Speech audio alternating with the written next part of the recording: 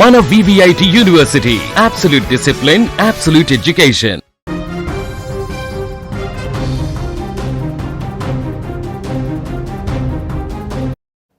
పార్వతీపురం మన్యం జిల్లాలో మానవ ఏనుగు ఘర్షణలను అరికట్టేందుకు ఆంధ్రప్రదేశ్ ప్రభుత్వం కీలక చర్యలు చేపట్టింది.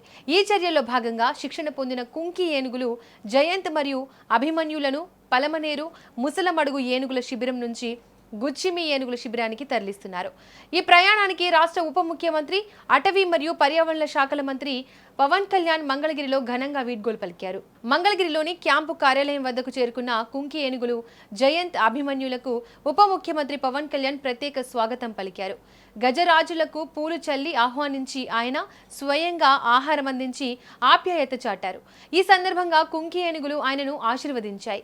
అనంతరం గుచ్చిమి శిబిరానికి బయలుదేరిన రెండో దశ ప్రయాణాన్ని జెండా ఊపి ప్రారంభించారు. ఈ సందర్భంగా అటవీ శాఖ అధికారులతో మాట్లాడిన పవన్ కళ్యాణ్ ప్రయాణంలో కుంకిల భద్రతకు అత్యంత ప్రాధాన్యం ఇవ్వాలని ఆదేశించారు. గుచ్చిమి శిబిరానికి చేరుకున్న తర్వాత అక్కడి వాతావరణానికి అలవాటు పడేలా నిపుణుల పర్యవేక్షణలో ప్రత్యేక చర్యలు చేపట్టాలని సూచించారు.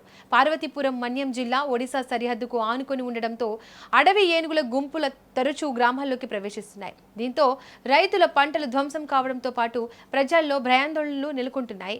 పంటలు ఆశలు దెబ్బతినడంతో రైతులు తీవ్ర ఇబ్బందులు ఎదుర్కొంటున్నారు. ఇలాంటి పరిస్థితుల్లో అడవి ఏనుగులను ఎలాంటి హాని కలగకుండా తిరిగి అటవీ ప్రాంతాలకు మళ్లించడంలో కుంకి ఏనుగుల పాత్ర ఎంతో కీలకం. అందుకే ఈ రెండు శిక్షణ పొందిన కుంకి ఏనుగులను గుచ్చిమి శిబిరానికి తరలిస్తున్నట్లు ప్రభుత్వం తెలిపింది. జయంత్, అభిమన్యులు సాధారణ ఏనుగులు కావు.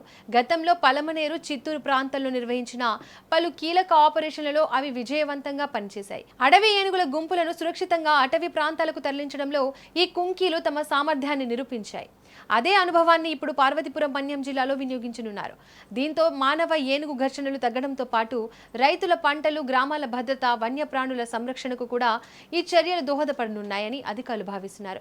ఇక మొత్తంగా చూస్తే ప్రజల భద్రత, రైతుల ప్రయోజనాలు, వన్యప్రాణుల సంరక్షణ అనే మూడు ప్రధాన లక్ష్యాలతో ప్రభుత్వం చేపట్టిన ఈ చర్యలు ఎంతవరకు ఫలిస్తాయో రాబోయే రోజుల్లో చూడాల్సి ఉంది.